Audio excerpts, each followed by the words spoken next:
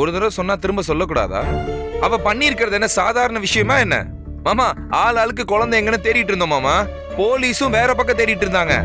தகவல் சொன்ன அந்த பெரியவர் கூட கேமரால நாங்க பார்த்த வண்டி இல்லாம வேற ஒரு வண்டியில தான் குழந்தை போயிட்டு இருக்கிறதா சொன்னாரு.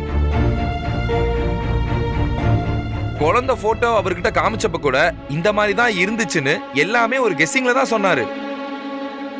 அதனாலேயே அவர் சொன்னதுல எங்க யாருக்குமே பெருசா நம்பிக்கை வரல. ஆனா பொன்னிதான் அவர் சொன்ன இடத்துல போய் நம்ம தேடி பார்ப்போம், சிவானி அங்க கண்டிப்பா இருப்பான்னு உறுதியா நம்புனா.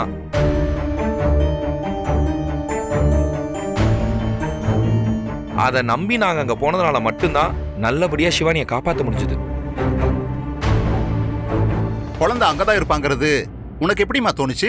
எந்த திசையில நாங்க குழந்தைய தேடி போறதுன்னு தெரியாம நின்னுட்டு இருந்தப்போ கடவுள் மாதிரி ஒருத்தர் அவரா தேடி வந்து நமக்கு ஒரு தகவல் சொல்றாருன்னா அது கண்டிப்பா நமக்கானதா தானே மாமா இருக்கும்.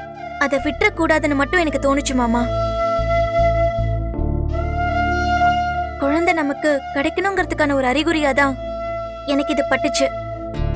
அதை வச்சுதான் அவர் சொன்ன இடத்துக்கு நான் தேடி போனேன். எப்படியோ நல்ல நேரத்துக்கு எல்லாருமா சேர்ந்து குழந்தைய காப்பாத்தி கூட்டிட்டு வந்துட்டீங்க.